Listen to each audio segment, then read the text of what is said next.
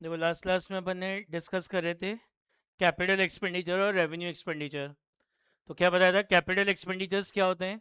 अपने fix assets को acquire करने में जो खर्चा करते हैं, प्लस फिक्स एसेट को रेडी टू यूज तक लाने में जो भी एक्सपेंसेस इंकर्ड किए जाते हैं, they all are capital expenditure. तो कंसेप्ट क्या था? अपने फिक्स एसेट को रेडी टू यूज तक लाने में जो भी एक्सपेंसेस इंकर्ड होंगे, they all are capital expenditure. फिर वो चाहे फिक्स एसेट अपने फर्स्ट हैंड खरीदा हो चाहे सेकंड हैंड परचेज कराओ, बट फिर आप जो फिक्स एसेट परचेज कर रहे हो उसको रेडी टू यूज तक लाने में जो भी एक्सपेंस इंकर्ड होगा, दे ऑल आर कैपिटल एक्सपेंडिचर। और क्या बताया था कि फिक्स एसेट एक्वायर करने के बाद उस पर कोई बहुत बड़े हैवी अमाउंट का कोई खर्चा कर रहे हो, जिससे या तो कोई प्रोडक्शन कैपेसिटी बढ़ रही है, सिटिंग कैपेसिटी इंक्रीज हो रही है, आपके बिजनेस का रेवेन्यू इंक्रीज हो रहा है, आपके फिक्स एसेट की एफिशिएंसी इंक्रीज हो रही है, या फिर आपके बिजनेस का कोई एक्सपेंस परमानेंटली कम हो रहा है, तो फिर वो भी आपका क्या कहलाएगा? कैपिटल एक्सपेंडिचर ही कहलाएगा। और रेवेन्यू एक्सपेंडिचर्स क्या बताए थे? अपने बिजनेस की day to day routine life को चलाने के लिए जो एक्सपेंसेस इंकर्ड किए जाते हैं वो हमारे क्या कहलाते हैं? रेवेन्यू एक्सपेंडिचर्स कहलाते हैं। एक कल अपन ने लाइसेंस वाली बात पढ़ी थी कि लाइसेंस को ऑब्टेन करने के लिए जो अमाउंट अपन स्पेंड करते हैं वो हमारा कैपिटल एक्सपेंडिचर होता है। और फिर every year, yearly, quarterly, half yearly, monthly, जो भी उसकी रिन्यूएबल फीस पे करोगे लाइसेंस की, तो जो रिन्यूएबल फीस आप पे करोगे ये आपका रेवेन्यू एक्सपेंडिचर होगा। ठीक है, निकालो वही एक्सरसाइज नंबर 1 का क्वेश्चन नंबर 2। क्या लिखा है? State whether the following are capital और रेवेन्यू एक्सपेंडिचर। सबसे पहले क्या लिखा है? Expenses in incurred in connection with the obtaining a license for starting a factory site for ₹10,000। तो लाइसेंस को ऑप्टेन करने में जो खर्चा होता है वो क्या कहलाता है? हमारा कैपिटल एक्सपेंडिचर। देखो कैपिटल एक्सपेंडिचर क्या होगा? ये आपका कैपिटल एक्सपेंडिचर होगा।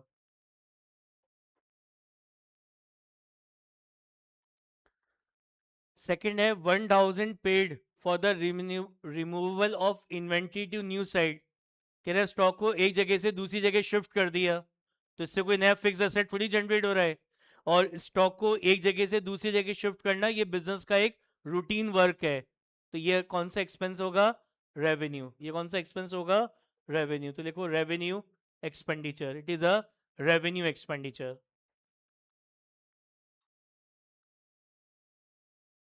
नेक्स्ट पढ़ो। Rings and piston of an engine were changed at a cost of 45,000 to get a fuel efficiency। तो ये खर्चा करने से आपके इंजन की एफिशिएंसी इंक्रीज हो रही है, तो ऐसा कोई खर्चा करो फिक्स असेट पे जिससे उसकी एफिशिएंसी बढ़ जाए, then it is a capital expenditure. Then it is a capital expenditure. ऐसा कोई फिक्स असेट पे ऐसा कोई खर्चा करेंगे जिससे हमारे फिक्स असेट की क्या इंक्रीज हो जाए? एफिशिएंसी इंक्रीज हो जाए, then it is a capital expenditure. तो जो 45,000 का खर्चा करा है, कह रहे हैं इससे फ्यूल एफिशिएंसी आ जाएगी, मतलब इंजन की एफिशिएंसी इंक्रीज हो जाएगी, तो it is a capital expenditure. ये हमारा कौन सा खर्चा होगा? कैपिटल एक्सपेंडिचर होगा। नेक्स्ट पढ़ो। ये लिखा है मनी पेड। ये जो पेड है ना, इसके ऊपर लिख लो डिपॉजिट। ये जो लिखा है ना पेड वर्ड, इसके ऊपर लिख लो डिपॉजिट।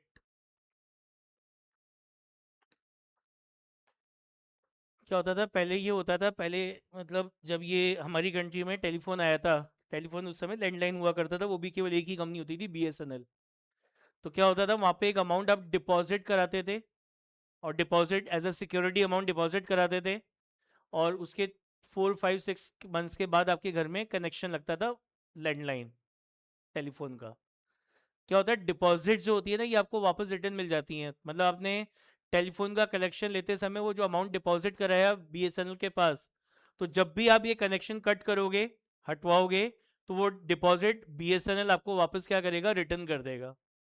एक बहुत जनरल नॉलेज की चीज़ है, पता होनी चाहिए एज अ कॉमर्स स्टूडेंट हमें, कि जैसे अगर आपको अपना कोई बिजनेस स्टार्ट करना है, उसके लिए कोई प्रीमाइसेस अगर आप रेंट पे ले रहे हैं, तो जिससे भी वो प्रीमाइसेस आप रेंट पे ले रहे हो वो आपसे अराउंड 2 या 3 मंथ्स का रेंट एडवांस में लेगा। जैसे आपका रेंट है 50,000 पर मंथ, तो वो पहले आपसे 1,50,000 का रेंट क्या करेगा? एडवांस में लेगा एज अ डिपॉजिट। और जब भी वो प्लेस आप खाली करोगे तो वो डिपॉजिट आपको वापस रिटर्न मिल जाएगी। और ये बिजनेस के लिए नॉर्मल, अगर आप कोई अपने रहने के लिए भी अगर कोई किराए का घर देखने जाते हैं, तो जो आपका लैंडलॉर्ड होगा वो आपसे 2 या 3 मंथ्स का रेंट क्या करेगा? एडवांस लेगा एज अ डिपॉजिट। और जब वो घर आप खाली करोगे तो वो डिपॉजिट आपका लैंडलॉर्ड आपको वापस रिफंड कर देगा। यानी जो डिपॉजिट्स जो होती हैं वो आपको क्या होता है, वापस रिफंड हो जाती हैं। और कल मैंने बताया था एक्सपेंडिचर तो वो होते हैं ना कि जो आपने कर दिए बट वो वापस अब आपको मिलेंगे नहीं। तो डिपॉजिट तो आपको वापस रिफंड हो जाएगी ना, डिपॉजिट का अमाउंट तो आपको वापस मिल जाएगा। तो it is not a expenditure, it is not a expenditure, ये एक्सपेंडिचर नहीं है। ना ये कैपिटल एक्सपेंडिचर है, ना ये रेवेन्यू एक्सपेंडिचर है। तो इसमें लिख दो it is not a expenditure, लिख दो not a expenditure, it is not a expenditure. समझ में आ गया क्यों नहीं है एक्सपेंडिचर? क्योंकि जो डिपॉजिट्स हैं ये फ्यूचर में आपको वापस रिफंड हो जाती हैं, और जो एक्सपेंडिचर है वो दोबारा रियम्बर्स नहीं होता है, वो अमाउंट आपको वापस नहीं मिलता है। ठीक है।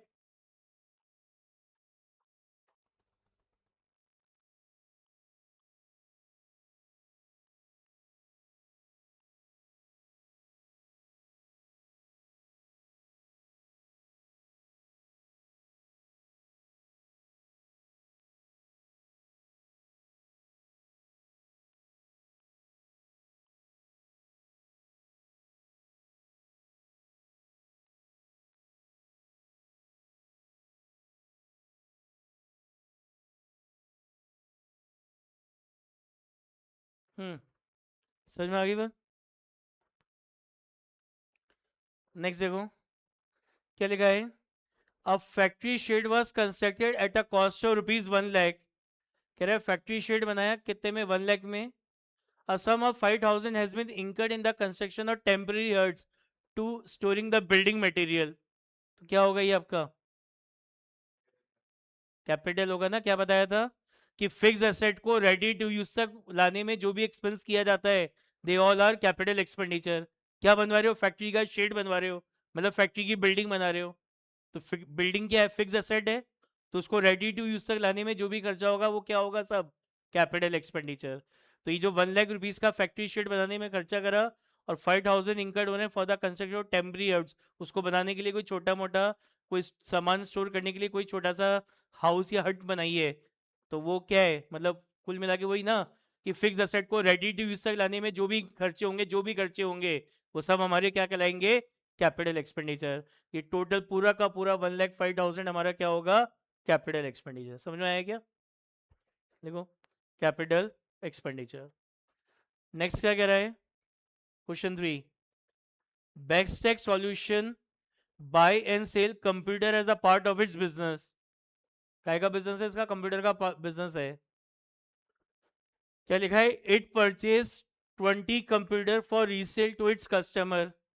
कह रहे हैं उसने 20 कंप्यूटर परचेज करे कस्टमर को बेचने के लिए। Cost of each computer is 20,000। एक कंप्यूटर की कॉस्ट कितनी है, 20,000 है। It also purchase a computer costing ₹24,000 for its accountant to able to maintain the accounting records and printing the invoice. और एक कंप्यूटर खरीदा 24,000 का खुद के यूज के लिए, खुद के बिल वगैरह बनाने के लिए। अब कह रहा है बताओ इसमें से रेवेन्यू एक्सपेंडिचर कितना होगा, कैपिटल कितना होगा। तो रेवेन्यू एक्सपेंडिचर तो कितना होगा, ये जो 20 कंप्यूटर परचेज करें, एक 20 का खरीदा है बेचने के लिए, तो 20 × 20 के हिसाब से ये जो 4 लाख का खर्चा, it is a capital, it is a revenue expenditure, it is a revenue expenditure. और ये जो 24,000 का कंप्यूटर परचेज करा है फॉर ओन पर्पस, बिजनेस के यूज के लिए, जिससे वो बिजनेस के प्रिंट इनवॉइस वगैरह प्रिंट करेगा, तो ये उसका एक फिक्स एसेट हो गया। ये उसका एक क्या हो गया, फिक्स एसेट हो गया। तो ये जो 24,000 है it is a capital expenditure. देखो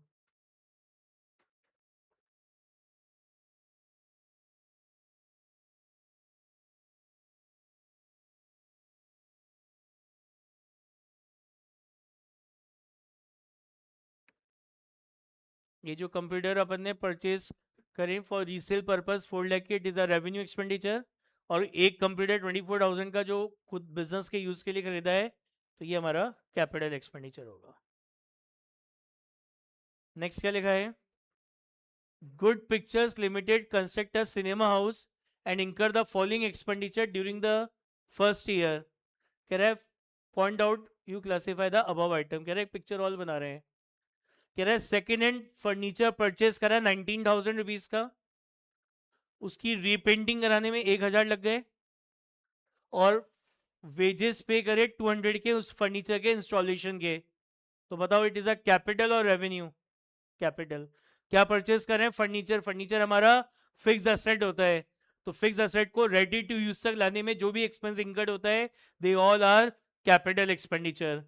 तो कितना हो जाएगा? 19,000 का तो फर्नीचर परचेस करा, परचेस करते समय 1000 रुपये उसके रीपेंटिंग करे, 2000 इंस्टॉलेशन के, यानी 20,200 खर्च करे, इसको 19 कर लेना, ठीक है ना। इस पे 20,000, इस फर्नीचर को परचेस करने पर 20,200 खर्च करे, जब ये फर्नीचर रेडी टू यूज हुआ है, then it is a capital expenditure. पूरा का पूरा 20,200 क्या होगा? आपका कैपिटल एक्सपेंडिचर होगा। समझ में आई बात? पढ़ो क्या लिखा है। Expense in connection with obtaining a licence from running the cinema worth ₹20,000। कह रहे हैं सिनेमा हाउस चलाने के लिए अपन ने ₹20,000 का तो एक लाइसेंस परचेज करा। During the course of the year company पे फाइन लग गया 1000 रुपये का, ठीक है ना, फॉर कॉन्ट्रीविंग द रूल्स। और ₹2,000 रिन्यूएबल फीस करिए, नेक्स्ट ईयर की रिन्यूएबल फीस पे करिए, तो इसमें से कैपिटल और रेवेन्यू कितना होगा? 20,000। ये जो लाइसेंस ऑब्टेन करा है 20,000, तो लाइसेंस को ऑब्टेन करने में जो खर्चा करते हैं वो हमारा कैपिटल एक्सपेंडिचर होता है।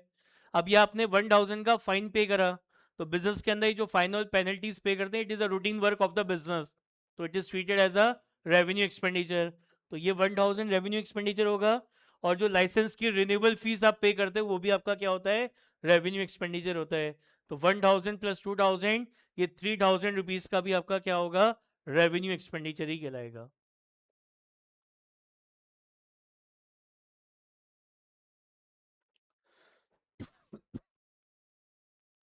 नेक्स्ट पढ़ो। Temporary huts were constructed costing ₹1,200. They were necessary for the construction of the cinema and they were demolished when the cinema was ready. क्या होगा? कैपिटल एक्सपेंडिचर होगा। क्या बनवा रहे हैं? सिनेमा हाउस बनवा रहे हैं, मतलब अपने सिनेमा हाउस की बिल्डिंग बना रहे हैं। बिल्डिंग हमारा फिक्स असेट है, तो फिक्स असेट को रेडी टू यूज तक लाने में जो भी एक्सपेंसेस इंकर्ड होते हैं, they all are capital expenditure. तो ये फिक्स असेट को रेडी टू यूज में लाने के लिए खर्चा इंकर्ड हो रहा है, तो it is a capital expenditure, ठीक है। नेक्स्ट देखो। कह रहे हैं overhauling expenses of 25,000 for the engine of a motor car to get the better fuel efficiency. Overhauling expense कराए इंजन पे 25,000 के, to get the better fuel efficiency, क्या होगा? Capital expenditure. फिक्स एसेट्स पे अगर ऐसा कोई खर्चा करे जिससे उसकी एफिशिएंसी इंक्रीज हो जाए, then it is a capital expenditure, तो ये हमारा कैपिटल एक्सपेंडिचर होगा। Inauguration expenses of 25 lakh incurred on the opening of new manufacturing unit in an existing business। कह रहा हमारा एक existing business है, उसकी न्यू यूनिट ओपन करी है, उसके इनोग्रेशन पे 25 लाख रुपीस खर्च कर दी इनोग्रेशन पे, कि वो कोई टेंट वगैरह लगवाया, कोई रिफ्रेशमेंट का खर्चा करा, कोई पूजा वूजा कराई, तो उस पर इनोग्रेशन एक्सपेंस लग गए 25 लाख। तो ये इनोग्रेशन एक्सपेंस जो हुए 25 लाख के, इससे कोई फिक्स असेट जनरेट हो रहा है क्या? नहीं ना, then it is a revenue expenditure, then it is a revenue expenditure.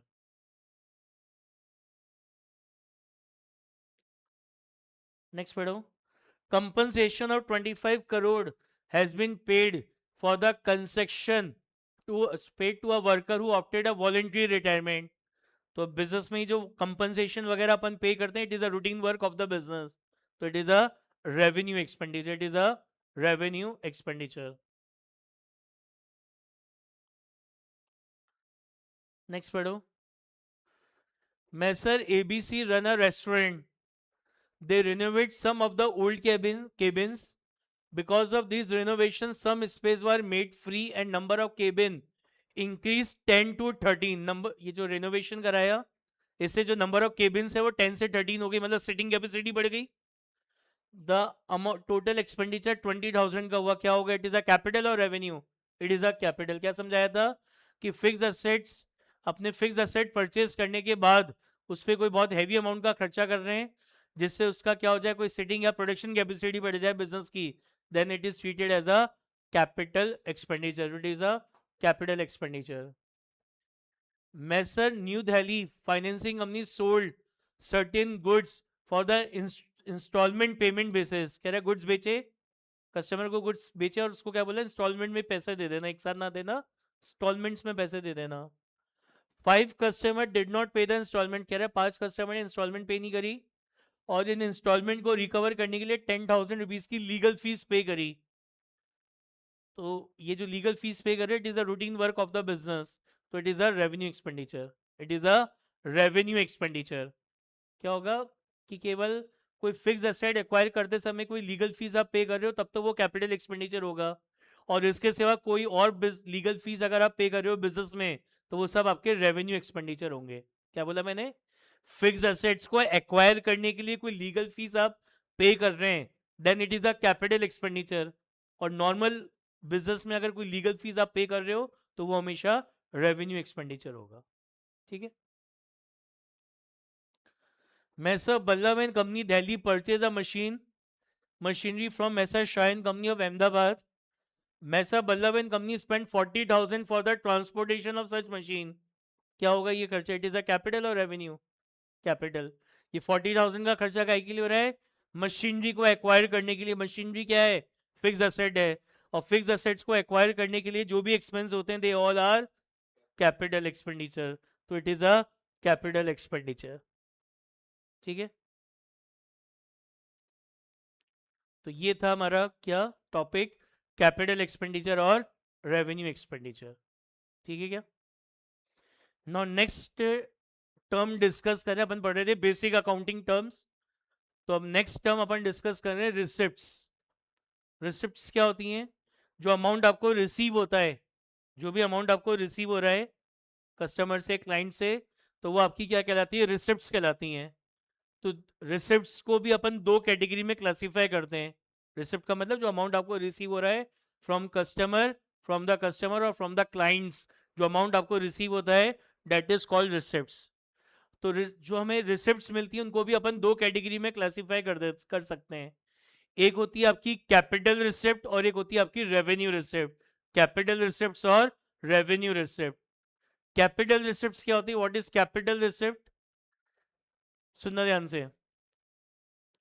एक ऐसी रिसिप्ट, मतलब बिजनेस में पैसा आया, बिजनेस में आपको एक अमाउंट रिसीव हुआ, लेकिन उसके कारण से या तो आपके बिजनेस में आपकी कोई लाइबिलिटी इंक्रीज हो गई. क्या इंक्रीज हो गई, लाइबिलिटी इंक्रीज हो गई. जैसे फॉर एग्जांपल मैंने बैंक से 20 लाख रुपीस का लोन लिया. मैंने बैंक से क्या करा, 20 लाख रुपीस का क्या करा, लोन लिया. तो मुझे 20 लाख रुपीस मिले तो सही, बट ये मैंने बैंक से एज अ लोन लिया है, तो मतलब ये अमाउंट मुझे फ्यूचर में रिटर्न करना है, और फ्यूचर में जो अमाउंट हमें रिटर्न करना होता है वो हमारी लाइबिलिटी होती है. तो 20 लाख रुपीस मिले, मैंने बैंक से लोन लिया 20 लाख का, तो मुझे 20 लाख रुपीस रिसीव तो हुए, बट इससे मेरे बैंक लोन के नाम की लाइबिलिटी बढ़ गई, इससे मेरे बैंक लोन के नाम की लाइबिलिटी इंक्रीज हो गई. तो इट इज अ, ये जो बैंक से लोन लेके जो आपको अमाउंट रिसीव हुआ है, it is your capital receipt. It is your capital receipt. या फिर आपके बिजनेस में आपके किसी फिक्स एसेट की वैल्यू कम हो जाए. किसकी वैल्यू कम हो जाए, फिक्स एसेट की वैल्यू कम हो जाए. जैसे आपके पास कोई प्लांट एंड मशीनरी था, आपने उसको 5 लाख में सेल कर दिया, तो आपको 5 लाख रुपीस तो मिले, लेकिन इससे आपके एक प्लांट एंड मशीनरी के नाम के एसेट की वैल्यू कम हो गई. तो it is a capital receipt. It is a capital receipt. ऐसे इसमें एक और चीज हो सकती है कि जो प्लांट एंड मशीनरी थी, इसका आपने इंश्योरेंस करवा रखा था, and it is destroyed by fire, तो इंश्योरेंस कंपनी से आपको 5 लाख मिल गए. तो इंश्योरेंस कंपनी से 5 लाख तो मिले, बट इससे मेरे एक प्लांट एंड मशीनरी की वैल्यू कम हो गई because they were destroyed by fire. तो ये जो इंश्योरेंस कंपनी से 5 लाख मिल रहे, it is also a capital receipt. समझ में आ गया व्हाट इज कैपिटल रिसिप्ट. एक ऐसी रिसिप्ट जो आपको रिसीव हो रहा है, एक अमाउंट आपको जो रिसीव हो रहा है, एक अमाउंट है जो आपको रिसीव हो रहा है, बट उसके रिसीव होने से क्या हुआ, या तो आपके बिजनेस में आपकी लाइबिलिटी बढ़ गई, लाइबिलिटी बढ़ गई, या फिर आपके बिजनेस में आपकी किसी फिक्स एसेट की वैल्यू, कौन सा एसेट की वैल्यू, फिक्स एसेट की वैल्यू कम हो गई, हो जाए, then it is a capital receipt, then it is a capital receipt. Now what is revenue receipt? Revenue receipt क्या होती है? एक ऐसी रिसिप्ट जिसके आने से ना तो कोई लाइबिलिटी पे कोई फर्क पड़े, पैसा मिला, इससे ना तो कोई लाइबिलिटी बढ़ी ना कम हुई, तो it is a revenue receipt, then it is a revenue receipt. या फिर पैसा मिला, उससे आपके किसी फिक्स असेट की वैल्यू पे भी कोई फर्क नहीं पड़ रहा, उससे आपके किसी फिक्स असेट की वैल्यू पे भी कोई फर्क नहीं पड़ रहा, then it is also called a revenue receipt. जैसे आपने गुड्स सेल करे, तो ये जो गुड्स आप परचेज करते हैं, तो गुड्स परचेज करते हैं फॉर रीसेल पर्पज, तो ये गुड्स आपके करंट असेट्स हो गए. तो गुड्स को सेल करने से पैसा तो मिलेगा, लेकिन इससे ना तो कोई लाइबिलिटी बढ़ेगी ना फिक्स असेट की वैल्यू कम होगी. तो गुड्स को सेल करने से जो अमाउंट आपको रिसीव होगा, it is a revenue receipt, it is your revenue receipt. आप आपने बैंक में कोई एफडी करा रखी, उस पर आपको इंटरेस्ट रिसीव हो रहा है, तो ये जो इंटरेस्ट आपको रिसीव हो रहा है, इससे ना तो कोई लाइबिलिटी बढ़ रही है ना फिक्स असेट की वैल्यू कम हो रही है, तो ये जो इंटरेस्ट आपको रिसीव हो रहा है, it is a revenue receipt, it is a revenue receipt. समझ में आ गया? तो कोई भी अगर रिसिप्ट आपको दे रखी है और एग्जाम में पूछे इसको क्लासीफाई करो कि इट इज अ कैपिटल और रेवेन्यू, तो आपको सिंपल सी चीज चेक करनी है, भैया ये अमाउंट मुझे रिसीव हुआ, सबसे पहले क्या चेक करोगे कि इस अमाउंट को रिसीव होने से कोई लाइबिलिटी बढ़ रही है क्या? हाँ, लाइबिलिटी बढ़ रही है, तो मतलब it is a capital receipt. Liability तो नहीं बढ़ रही, लाइबिलिटी तो नहीं बढ़ रही, तो अब दूसरा क्या चेक करोगे, क्या किसी फिक्स असेट की वैल्यू कम हो रही है क्या? हाँ, फिक्स असेट की वैल्यू कम हो रही है, तो ये कैपिटल रिसिप्ट है. नहीं, फिक्स असेट की वैल्यू भी कम नहीं हो रही, then it is a revenue receipt, then it is a revenue receipt. समझ में आ गई बात? देखो सेम एक्सरसाइज नंबर 1 निकालो दोबारा. अच्छा एक बार पढ़ो ये. रिसिप्ट क्या होती है? Total amount received during the year, then it is called receipt. दो तरह की होती है. कैपिटल रिसिप्ट क्या है? Any amount received against any liability और any fix asset, then it is a capital receipt. जैसे लोन ले लिया, sale of fix asset, capital introduce कर रहा है बिजनेस में, इन्वेस्टमेंट सेल करे, इन्वेस्टमेंट भी हमारे फिक्स असेट्स होते हैं. रेवेन्यू रिसिप्ट क्या है? If any amount received against any revenue income, then it is a revenue receipt. जैसे कैश में सेल करी, डेटर से अमाउंट कलेक्ट हुआ, इंटरेस्ट या डिविडेंड मिल रहा है इन्वेस्टमेंट्स पे, रेंट रिसीव हो रहा है, ब्रोकरेज रिसीव हो रही है, ये सब. देखो निकालो ये क्वेश्चन नंबर 7 एक्सरसाइज नंबर 1 का. कह रहा है state with reason the whether below item are related to the business of AB is capital और रेवेन्यू. कह रहा है machine book value 10 lakh was sold for 12 lakh. कह रहा है 10 लाख की मशीन 12 लाख में सेल कर दी, तो ये जो 12 लाख आपको रिसीव हो रहे हैं, इट इज अ रेवेन्यू और capital, it is a capital. हमें 12 लाख रुपीज रिसीव तो हो रहे हैं, लेकिन इससे मेरे मशीन के नाम का एक फिक्स असेट कम हो रहा है, then it is a capital receipt, then it is a capital receipt. फिर लिखा है an amount of 20,000 receive from good sold in cash. तो कैश 20,000 का कैश रिसीव तो हो रहा है, बट इससे ना तो कोई लाइबिलिटी इंक्रीज हो रही है और ना मेरे फिक्स असेट की वैल्यू, किसी भी फिक्स असेट की वैल्यू कम हो रही है, देन इट इज अ कौन सी receipt? Revenue receipt, it is a revenue receipt. फिर लिखा है an amount of 5 lakh receive on maturity of fix deposit. Fix deposit पता है? एफडीज जो बैंक में कराते हैं अपन. तो जो एफडीज होती है जनरली 1 साल से ज़्यादा साल की होती हैं, जनरली साइलेंस में ये मानते हैं 1 साल से ज़्यादा की हुई है. तो ये जो एफडीज होती है आपका इन्वेस्टमेंट होता है, और जो 1 साल से ज़्यादा के लिए जो इन्वेस्टमेंट अपन करते हैं वो हमारा लॉन्ग टर्म इन्वेस्टमेंट होता है, which is classify under the category of fix asset. तो फिक्स एफडी से आपको 5 लाख रिसीव हुए, तो 5 लाख तो मिले, बट एफडी के नाम का एक फिक्स असेट कम हो गया, तो ये जो 5 लाख आपको रिसीव हो रहे हैं, it is a capital receipt. और साथ में आपको 40,000 का इंटरेस्ट भी रिसीव हो रहा है, तो ये इंटरेस्ट के रिसीव होने से ना तो लाइबिलिटी बढ़ रही है ना फिक्स असेट कम हो रहा है, तो जो इंटरेस्ट रिसीव हो रहा है ये तो रेवेन्यू रिसिप्ट हो गई. और एफडी से ये जो 5 लाख आपको रिसीव हो रहा है, FD is your investment, long term investment, and long term investment is classify as a fix asset. तो ये जो 5 लाख रुपीज मिले, इससे आपके एफडी के नाम का एक फिक्स असेट कम हो गया, देन इट इज अ कौन सी रिसिप्ट? कैपिटल. तो एफडी से जो अमाउंट रिसीव हो रहा है, it is a capital receipt, और इससे जो इंटरेस्ट आपको रिसीव हो रहा है, it is a revenue receipt, it is a revenue receipt. समझ में आ गया? कह रहा है क्लासीफाई बताने ये एक्सपेंडिचर है या रिसिप्ट है, कैपिटल या रेवेन्यू. कह रहे 10,000 spend for travelling expense of the director on trip abroad for the purchase of capital asset. Capital asset का मतलब होता है फिक्स असेट, कैपिटल असेट मतलब फिक्स असेट. तो डायरेक्टर्स ने एक ट्रिप करी अब्रॉड के लिए to acquire to for purchasing the capital asset, मतलब फिक्स एसेट, कैपिटल एक्सपेंडिचर। अपने फिक्स एसेट को रेडी टू यूज तक लाने में जो भी एक्सपेंडिचर इंकर्ड होते हैं they all are capital expenditure, तो it is a capital expenditure. Amount receive from trade receivable, ये जो डेटर होते हैं जिनको अपन गुड्स क्रेडिट में सेल करते हैं हमारे डेटर कहलाते हैं। तो अपन एसेट की डेफिनेशन में पढ़ा था किसी से कोई अमाउंट अगर आपको लेना है तो वो भी आपका एसेट होता है। तो ये जो ट्रेड रिसीवेबल है आपका एसेट है, करंट एसेट है। तो अमाउंट तो रिसीव हुआ, इससे ना तो कोई लाइबिलिटी बढ़ी ना फिक्स एसेट की वैल्यू कम हुई, तो it is a revenue receipt, it is a revenue receipt.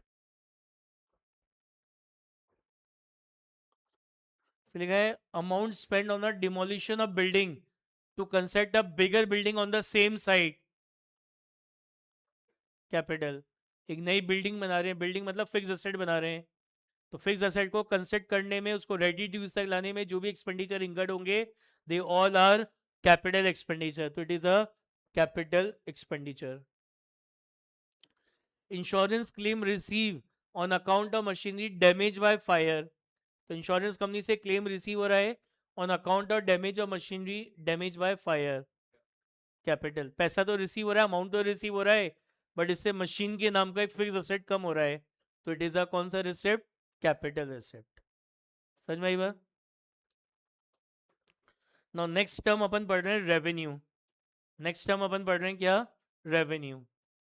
Revenue क्या होता है, अपने गुड्स को, जो मेन आपका बिजनेस है उससे रिलेटेड जो गुड्स आप सेल करते हैं, गुड्स का मतलब बताया था जिसको बिजनेस में डेली परचेज सेल आप करते हो वो आपके गुड्स कहलाते हैं।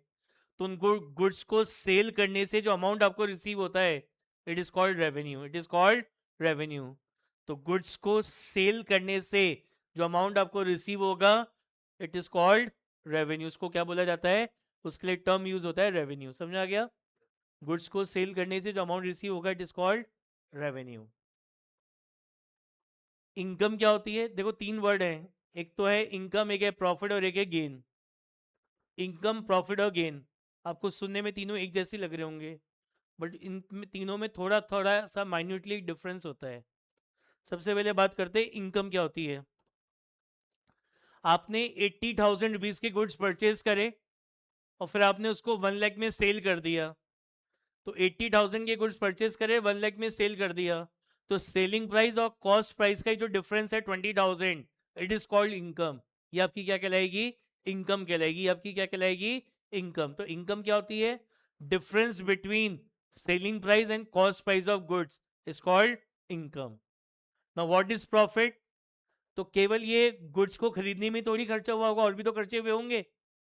तो जितना भी टोटल रेवेन्यू है, जितने भी टोटल एक्सपेंस हैं, तो टोटल रेवेन्यू और टोटल एक्सपेंसेस का जो डिफरेंस होगा इट इज कॉल्ड प्रॉफिट।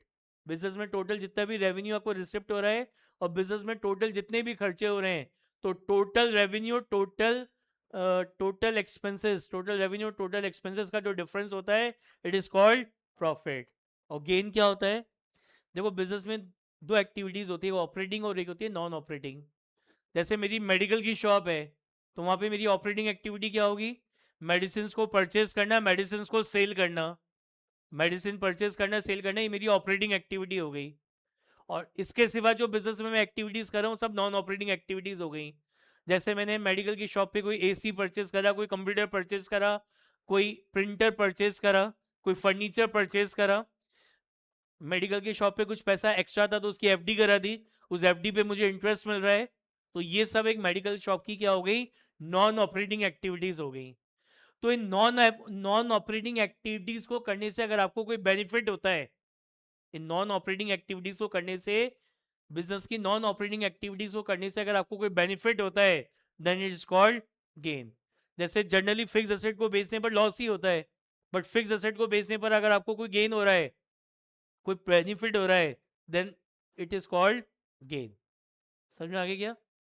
तो दो एक्टिविटी हो गई, ऑपरेटिंग और नॉन ऑपरेटिंग। ऑपरेटिंग एक्टिविटी मतलब जो मेन आपका बिजनेस है उससे रिलेटेड जो एक्टिविटीज कर रहे हो, जैसे मेडिकल की शॉप है तो उसके लिए ऑपरेटिंग एक्टिविटी क्या होगी, मेडिसिन परचेज करना, मेडिसिन सेल करना, उसकी ऑपरेटिंग एक्टिविटी हो गई। और नॉन ऑपरेटिंग एक्टिविटी क्या हो गई, उस मेडिकल शॉप पे कोई एसी परचेज कर रहे हैं, कोई फर्नीचर परचेज कर रहे हैं, कोई कंप्यूटर परचेज कर रहे हैं, कोई प्रिंटर परचेज कर रहे हैं, ठीक है ना, उसके बाद कुछ एक्स्ट्रा पैसा था तो उसकी एफडी करा दी, उस पर इंटरेस्ट आ रहा है, this all are non operating activity for medical shop. तो नॉन ऑपरेटिंग एक्टिविटीज को करने से किसी भी तरह का कोई बेनिफिट अगर आपको होता है then it is called gain, तो वो आपका क्या कहलाएगा, गेन कहलाएगा। क्लियर है तीनों terms. Next term is drawing. अब यहाँ पे आपने सुना होगा ड्राइंग का मतलब आज से पहले कि वो पेंटिंग वगैरह ये सब करना, बट हमारे बिजनेस या अकाउंट्स में ड्राइंग का मतलब ये नहीं होता ये पेंटिंग और ये सब। ड्राइंग का मतलब क्या होता है, जो आपके बिजनेस का ओनर है जो भी आपके बिजनेस का ओनर है वो बिजनेस की कोई भी चीज अगर अपने पर्सनल यूज में ले रहा है then it is called drawing, then it is called drawing. तो बिजनेस का ओनर बिजनेस की कोई भी चीज अगर अपने पर्सनल यूज में लेता है then it is called drawing.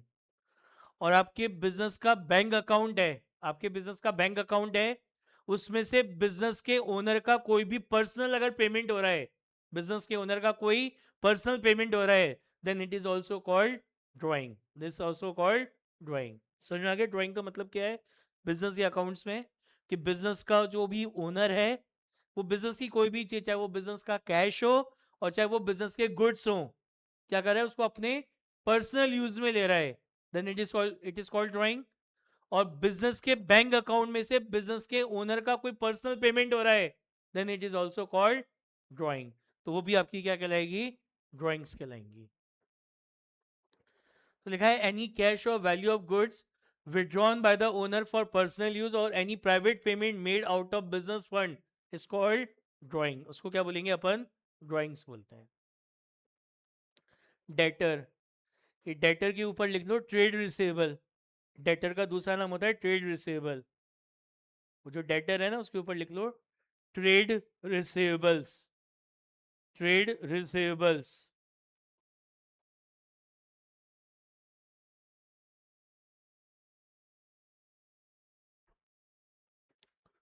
Debtors या ट्रेड रिसेबल्स क्या होते हैं, एक ऐसा कस्टमर, एक ऐसा कस्टमर जिसको अपन ने बिजनेस से रिलेटेड गुड्स क्रेडिट पे सेल करें, ऐसे कस्टमर को डेटर या ट्रेड रिसेबल्स बोलते हैं।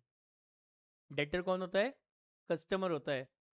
कौन सा कस्टमर होता है, एक ऐसा कस्टमर जिसको आपने बिजनेस से रिलेटेड गुड्स कैसे सेल करें, क्रेडिट पे, कैसे सेल करें, क्रेडिट पे सेल करें, तो ऐसे कस्टमर को क्या बोलते हैं अपन, डेटर। तो डेटर क्या है, those person of firm to whom goods has been sold और सर्विसेज रेंडर्ड ऑन क्रेडिट। ऐसे एक वर्ड होता है क्रेडिटर, इसके ऊपर लिख लो ट्रेड पेबल, क्रेडिटर है इसके ऊपर लिख लो ट्रेड पेबल, ट्रेड पेबल्स।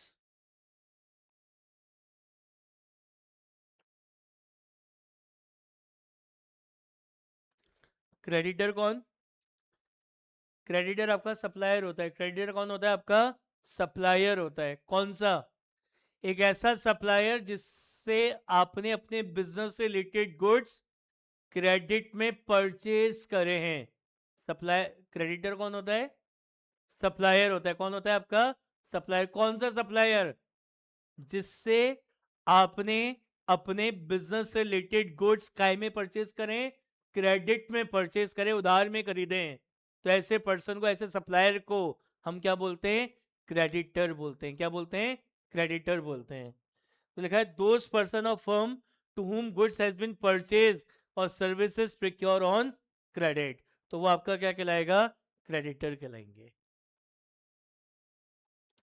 ऐसी होता है इन्वेंट्री या स्टॉक, कि जो बिजनेस से रिलेटेड जो गुड्स आपने परचेज करे थे, बिजनेस से रिलेटेड जो गुड्स आपने परचेज करे थे, उसमें से 31 मार्च को जो गुड्स अनसोल्ड रह गए, उसमें से 31 मार्च को जो गुड्स क्या रह गए, अनसोल्ड रह गए, तो ऐसे इन्वेंट्री, इसको क्या बोलते हैं, इन्वेंट्री या स्टॉक बोलते हैं। इसको क्या बोलते हैं, इन्वेंट्री या स्टॉक बोलते हैं। इसको अभी अपन 3 कैटेगरी में क्लासिफाई करते हैं। एक होता है इन्वेंट्री ऑफ रॉ मटेरियल, एक होता है inventory of work in progress, और एक होता है इन्वेंट्री ऑफ फिनिश गुड या स्टॉक ऑफ फिनिश गुड्स। क्या होता है इन्वेंट्री, इसको एग्जांपल समझते हैं। जैसे हमारी गारमेंट्स की मैन्युफैक्चरिंग का बिजनेस है, कपड़े बनाते हैं अपन, तो ये जो कपड़े आप बनाते हो, ये जो क्लोथ पीस जैसे टी शर्ट आप बना रहे हैं, तो सबसे पहले इसके लिए सबसे पहले कपड़ों के बड़े बड़े क्लोथ पीस परचेज करेंगे, जिसको हिंदी में थान बोलते हैं, कपड़े की थान। तो सबसे पहले कपड़ों के ऐसे बड़े बड़े क्लोथ पीस परचेज करेंगे, उसके बाद खुद की फैक्ट्री में उसका मैन्युफैक्चरिंग कराएंगे और फिर खुद के शोरूम पे बेचेंगे। तो 31 मार्च को वो स्टॉक जो आपके स्टोर के अंदर रखा है, कपड़ों की बड़े बड़े वो क्लोथ पीस, कपड़ों की बड़ी बड़ी थाने जो आपके स्टोर के अंदर रखी हैं 31 मार्च को, वो आपका क्या कहलाएगा? Inventory of raw material, stock of raw material. 31 March को वो स्टॉक जो आपकी फैक्ट्री के अंदर है, जिस पर भी काम चल रहा है, जो अभी फिनिश गुड्स में कन्वर्ट नहीं हुआ है, जिस पे अभी काम चल रहा है, कहीं कटिंग हो रखी है, तो कहीं सिलाई बाकी है, तो कहीं बटन लगने बाकी हैं, तो 31 मार्च को वो स्टॉक जो आपकी फैक्ट्री में है, जिस पर अभी काम चल रहा है, जो अभी फिनिश गुड्स में कन्वर्ट नहीं हुआ है, तो 31 मार्च को वो स्टॉक जो हमारी फैक्ट्री के अंदर है, जिस पर भी काम चल रहा है, तो वो आपका क्या कहलाएगा? Inventory of work in progress या stock of work in progress. And what is stock of finish goods? 31 March को वो स्टॉक जो रेडी टू सेल है, अभी कस्टमर आएगा तो अभी बेच दूंगा, ऐसा स्टॉक जो या तो मेरे वेयर हाउस या मेरे शोरूम पे रखा है कि अभी कस्टमर आएगा तो अभी मैं इसको बेच दूंगा, तो ऐसे स्टॉक को बोलते हैं स्टॉक ऑफ फिनिश गुड्स या इन्वेंट्री ऑफ फिनिश गुड्स। समझ में आ गया?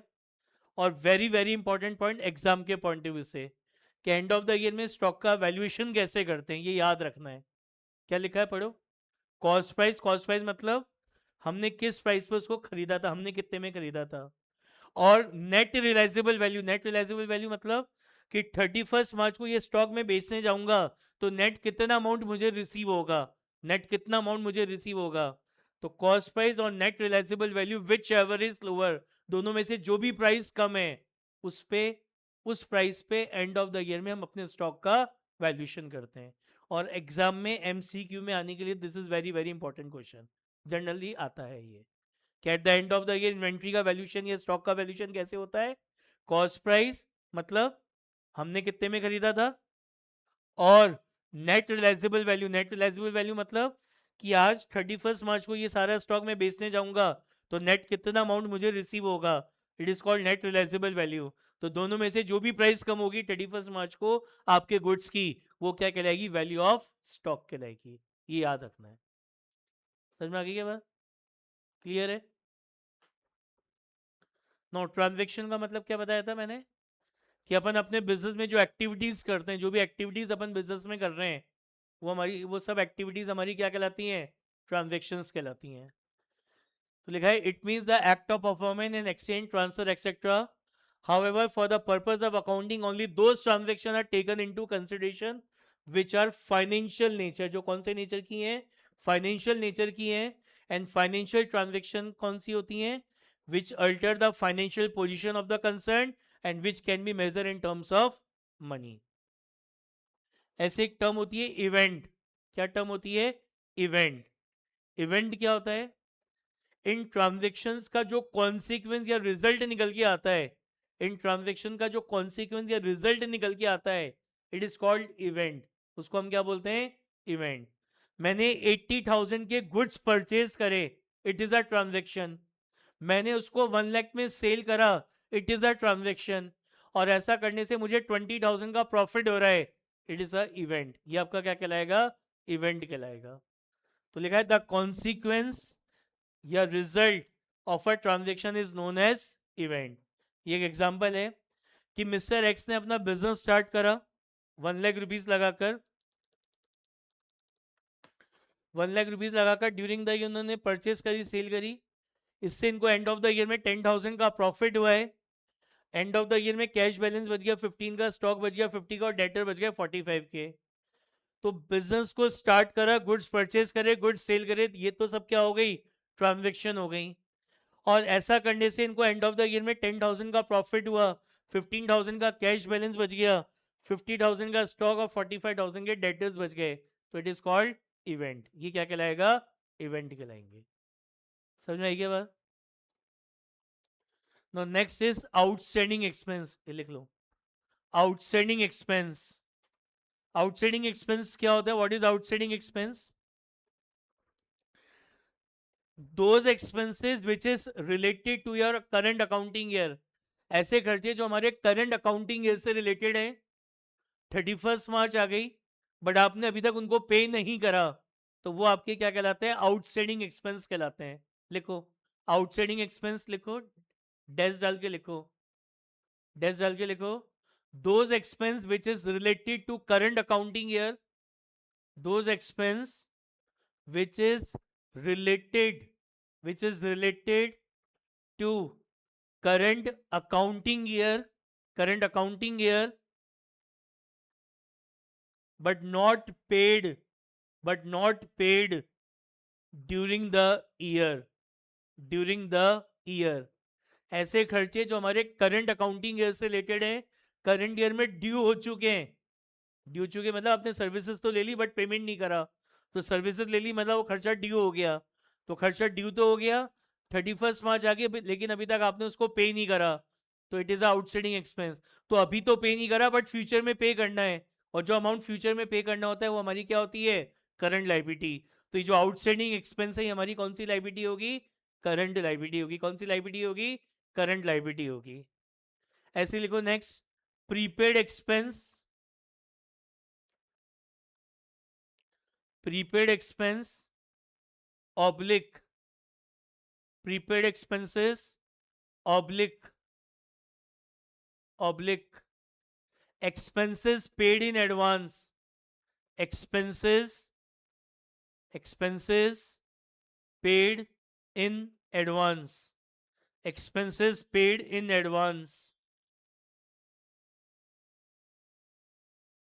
ये क्या होते हैं, प्रीपेड एक्सपेंस क्या होते हैं, दोज एक्सपेंसेस जो हमारे नेक्स्ट अकाउंटिंग ईयर से रिलेटेड हैं बट हमने उनको करंट अकाउंटिंग ईयर में ही पे कर दिया, then it is called prepaid expenses.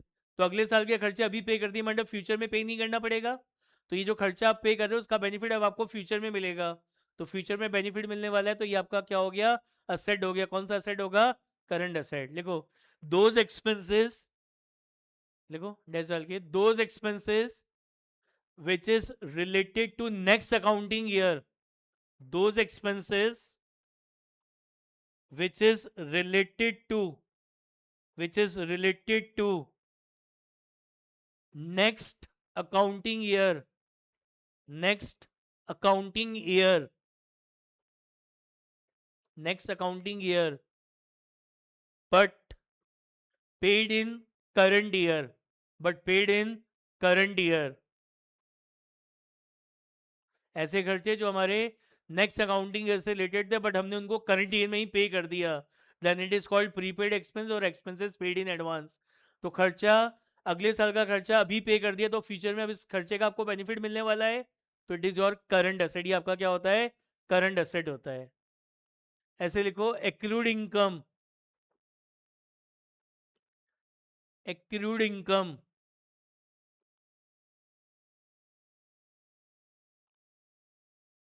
Oblique, accrued income oblique income due but not receive, income due but not receive, income due but not receive। क्या होती है एक्रूड इनकम, क्या होती है, ऐसी इनकम जो आपके करंट ईयर से रिलेटेड है, जो करंट ईयर में ड्यू हो गई। आपने किसी कस्टमर को गुड सेल कर दिए बट अभी तक उसने पैसा नहीं दिया, बट सेल कर दी तो पैसा तो मिलेगा ना।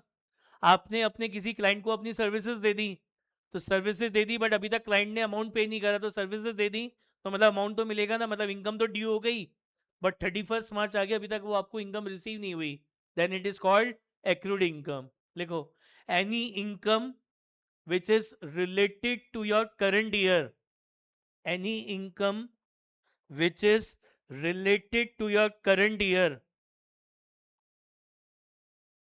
which is related to your current year,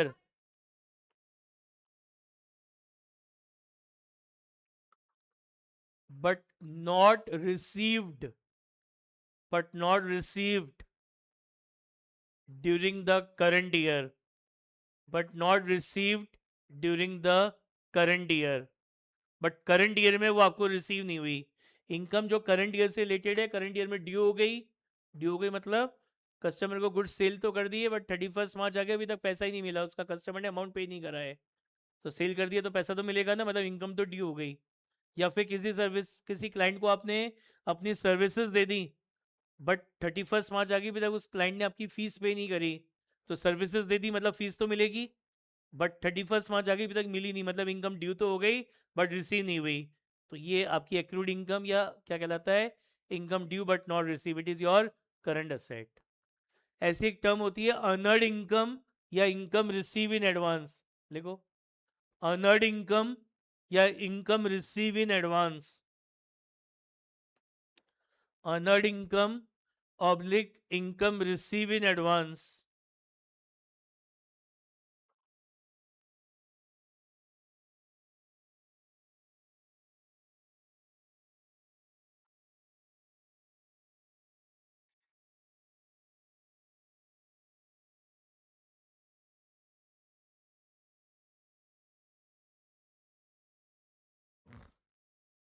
क्या मतलब होता है अर्नर्ड इनकम या इनकम रिसीव इन एडवांस का?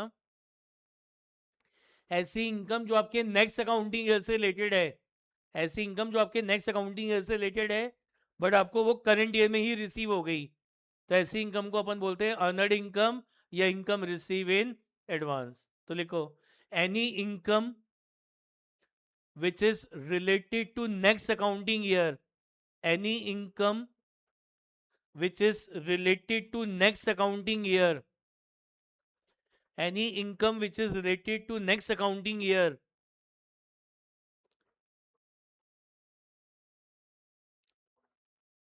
but any income which is related to next accounting year but received in current year, but received in current year, but received in current year, वो income जो आपके next accounting year से related थी but वो आपको current year में ही receive हो गई, तो ऐसी इनकम को अर्नर्ड इनकम या इनकम रिसीव इन एडवांस बोलते हैं।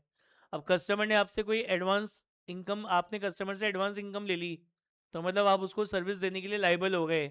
तो जो इनकम आपको एडवांस में रिसीव हो जाती है, ये आपकी करंट लाइबिलिटी होती है। आपकी क्या होती है? करंट लाइबिलिटी होती है, क्योंकि आपने कस्टमर से एडवांस ले लिया, मतलब आप उसको सर्विसेज देने के लिए अब लाइबल हो गए। बताओ समझ में आई क्या बात? तो ये हमारा चैप्टर है बेसिक अकाउंटिंग टर्म्स। इसको आज यहाँ तक पढ़िएगा, कल अपन इसके क्वेश्चंस करेंगे एमसीक्यूज। ठीक है।